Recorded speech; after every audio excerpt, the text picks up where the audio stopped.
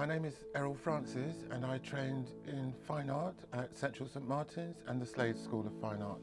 I'm Artistic Director and CEO of Culture And, a London-based arts organisation that aims to open up who makes arts and heritage through our flagship New Museum School and our public programmes. Time management is a difficult thing for artists because I don't think it's to be understood in the same way as the sort of time management in other industries. We have to negotiate very often staggered hours, and probably this is one of the most difficult things to achieve in terms of regularity and routine, especially if you're earning a living from activities other than making art. For me, I find that I need some degree of regularity and routine, even if this means staggered hours. Coming to the studio and leaving at the same time helps me with my productivity and also my well-being. There's a choice to be made about whether we have a daily, weekly or monthly schedule. But having a structure worked out to suit your particular situation is, I believe, essential. One needs to identify what one's own and other people's time wasters are. What can be called time wasting, however, or distractions, I think are helpful, but it can get out of hand.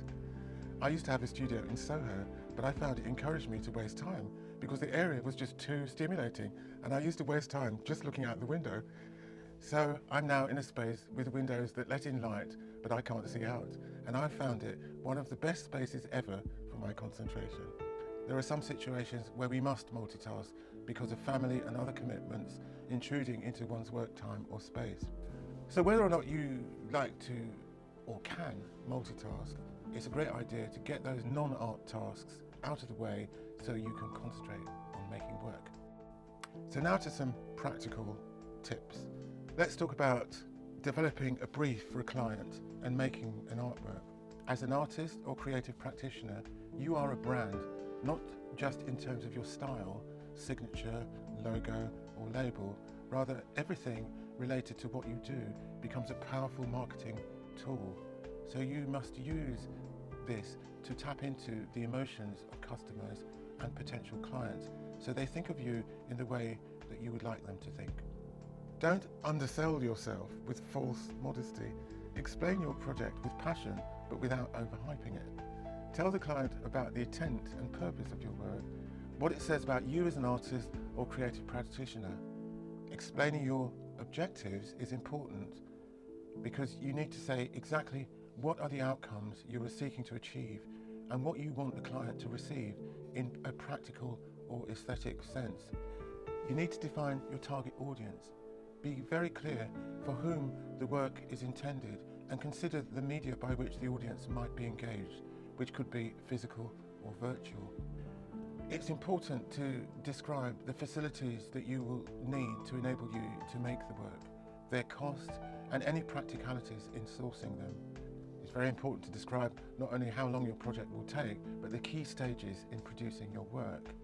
Gantt charts are one of the most clearest ways to do this, and they can be easily updated and shared. Specifying your budget. The golden rule is not to underestimate.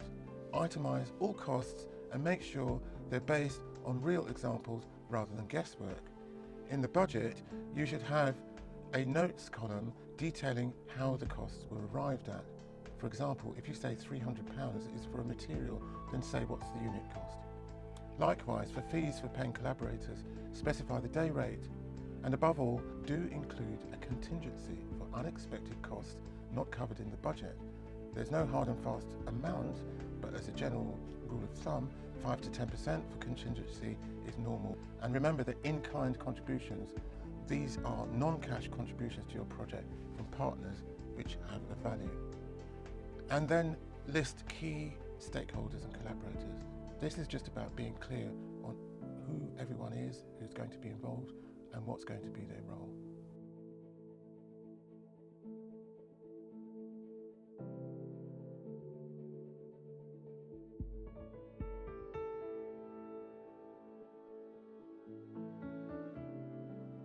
Value is a relative and tricky concept.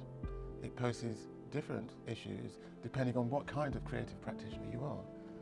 Whilst organisations like the UK Artists Union have a scale of day rates for artists with different levels of experience, for example, new graduate artists, 3 and 5 years of experience. These are sessional or day rates used for budgeting time, especially for grant applications. How much the finished work can be sold for is a whole other matter. Suffice it to say that valuing your artwork is a matter of your profile as an artist and the aura surrounding your work. If you want to know more about why I use the word aura, then I recommend reading The Work of Art in the Age of Mechanical Reproduction by Walter Benjamin. To arrive at a rational decision about the relationship between these two factors, we need to track our time and earnings, detailing where the income is coming from and over what period. There are models such as realised income methods based on the amount of time you spend to earn money and the amount of money you earn during that time. And there are various online tools and apps that can assist in monitoring your time to earnings ratio. Famously, for about 10 years, Paul Gauguin worked at a bank in Paris as an investment advisor and then in an insurance agency whilst simultaneously speculating on the stock exchange. He painted and drew in his free time, only giving up this kind of employment when his work began to sell. I guess the lesson to take from this is the difference between earning a living and trying to do so from one's creative practice as an artist. I think it can sometimes corrupt one's work to try and earn a living from it, and there is a skill in choosing when is the right moment to do so. For some of us, it may never be possible to earn a living from our art world, whilst for others this may happen straight after graduating from art school. I always use the word creative with some caution, as I happen to believe that all humans are creative, if not all living things. Just think of the ingenuity involved in plants that have evolved complex systems of pollination to attract specific animals.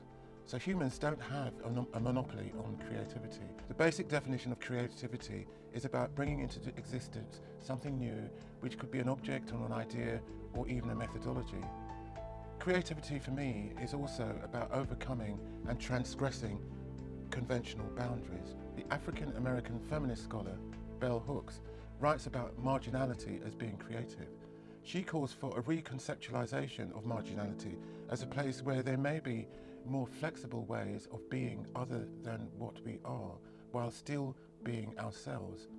So this means encountering boundaries can result in creativity. Creativity is also about challenging established rules and norms. This is, in a sense, opposite to seeing boundaries as creative opportunities in themselves, where one accepts marginality as a potentiality and as a creative position or limitation.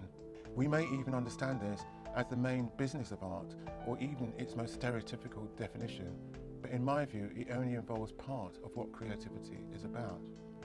So I'd like to end this section by returning to the image of a plant. In botany, a rhizome is a modified subterranean plant stem that sends out roots and shoots from various nodes.